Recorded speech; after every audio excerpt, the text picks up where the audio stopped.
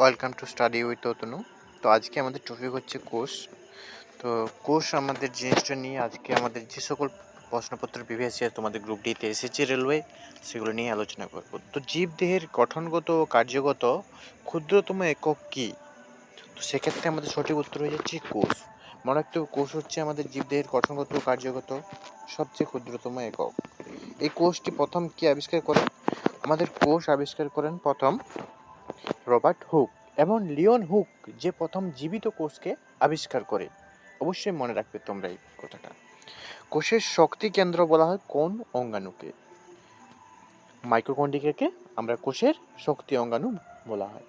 তাকে মাইটোকন্ড্রিয়াকে আমাদের কোষের শক্তি কেন্দ্র বা অঙ্গাণুকে, এই অঙ্গাণুটিকে আমরা শক্তি কেন্দ্র বলবো। কোষের শক্তি কেন্দ্র কাকে বলবো? মাইটোকন্ড্রিয়াকে। কোষ তত্ত্ব, এটার মানে প্রস্তাবটা কে দিয়েছিল প্রথম? বা কোষের, যদি তোমাদের প্রশ্ন এরকম আসে যে কোষের জনক কাকে বলা হয়, সেক্ষেত্রেও আমাদের অবশ্যই উত্তর হয়ে যাবে রবার্ট হুক। মৃত কোষ বলুক বা কোষ বলুক। এবং কোষ তত্ত্ব প্রস্তাবটা দিয়েছিল কারা?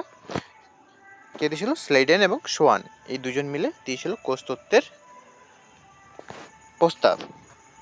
পরবর্তী প্রশ্ন আমাদের, উদ্ভিদ কোষের বাইরের শক্ত আবরণকে কি বলে? যে উদ্ভিদ কোষের বাইরে যে একটা শক্ত আবরণ থাকে, তাকে আমরা কি বলবো? তাকে আমরা বলবো কোষ প্রাচীর। কোষের নিয়ন্ত্রণ কেন্দ্র কোনটি? মানে কোষ কোথা থেকে নিয়ন্ত্রণ হবে? সেটা হচ্ছে আমাদের নিউক্লিয়াস। নিউক্লিয়াস আমাদের কোষকে নিয়ন্ত্রণ করে, বা নিয়ন্ত্রণ কেন্দ্র বলা হয় কোষের নিউক্লিয়াসকে, কারণ নিউক্লিয়াস মাঝখানে আবর্তন করে। প্রোটিন তৈরির কাজ শুরু করে দেয় কোন অঙ্গাণু?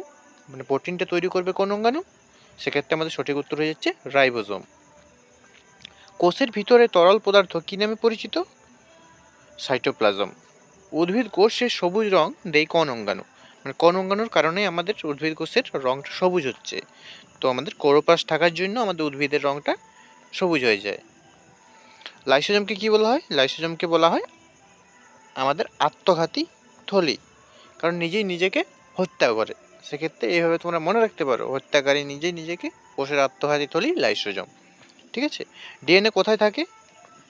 তো নিউক্লিয়াসে আমাদের ডিএনএটা থাকে।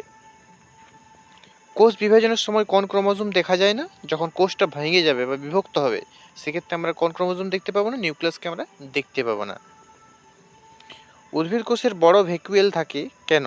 মানে উদ্ভিদ কোষের বড় একটা ভ্যাকুয়েল থাকে, এটা কেন থাকে? কারণ পানি সঞ্চয়ের জন্য বা জল সঞ্চয়ের জন্য এটি থাকে। কোষের আবরণ কী দিয়ে তৈরি?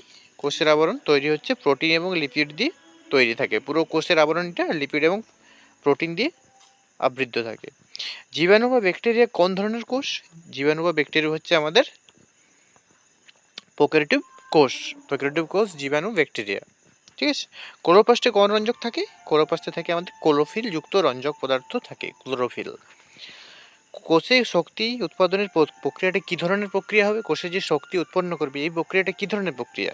এই প্রক্রিয়াটা হচ্ছে আমাদের শ্বসন প্রক্রিয়া। শ্বসন প্রক্রিয়ার মাধ্যমে কোষ নিজেদের শক্তি উপাদান প্রক্রিয়া করে। গোলগি বডির কাজ কি?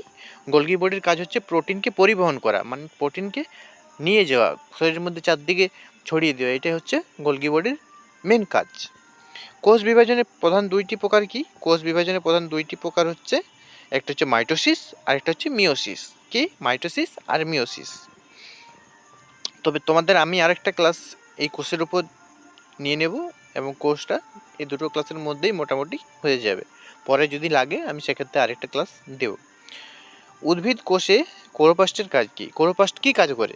ক্লোরোপ্লাস্ট আমাদের কাজ করে খাদ্য তৈরির। আর তোমরা যদি ডিটেলসে ক্লাস চাও, অতি অবশ্যই বলবে, ডিটেলসের ক্লাসও আমি করতে প্রস্তুত, কোনো অসুবিধা নেই। কোষের ভিতরে জেলির মতো পদার্থ কী থাকে? সাইটোপ্লাজম বলা হয়। এই কোশ্চেনগুলো তোমাদের অনলাইনে রেখেছি এই কারণে, যাতে তোমাদের ব্রেনে খুব ভালোভাবে গেঁথে যায়, কারণ এই কোশ্চেনগুলো খুব ইম্পর্টেন্ট। মানুষের শরীরে সবথেকে বড় কোষ হচ্ছে আমাদের ডিম্বাণু। ঠিক আছে, মানুষের শরীরে সবথেকে বড় কোষ হচ্ছে ডিম্বাণু, সবথেকে ছোট কোষ ব্যাকটেরিয়ার কোষ। কোষ ঝিল্লি কেমন প্রকৃতির হয়? অর্ধভেদ্য হয়। কোষ ঝিল্লি অর্ধভেদ্য হয়, কারণ অর্ধভেদ্য হওয়ার পেছনে কারণ হচ্ছে কিছু জিনিস ভিতর দিয়ে ঢুকতেও পারে, আবার কিছু জিনিস বেরোতেও পারে, তার জন্য কোষ ঝিল্লিটাকে আমরা অর্ধভেদ্য বলেছি। উদ্ভিদ কোষের আবরণ কী দিয়ে তৈরি? সেলুলোজ দিয়ে তৈরি হচ্ছে উদ্ভিদ কোষ। কোষে কোন প্রোটিন তৈরি হয়? মানে কোষের প্রোটিনটা কোন জায়গায় গিয়ে তৈরি হবে? রাইবোজোমে আমাদের কোষের প্রোটিন তৈরি হয়। ক্রোমোজোমের মধ্যে কি থাকে? আমাদের ক্রোমোজোমের মধ্যে থাকে ডিএনএ।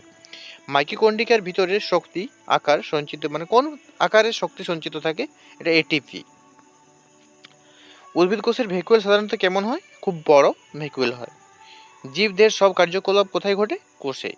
তো যদি আমাদের ভিডিওটা ভালো লাগে তো আমাদের চ্যানেলটা অতি অবশ্যই সাবস্ক্রাইব করবে এবং পাশে থাকা বেল আইকনটা প্রেস করে দেবে।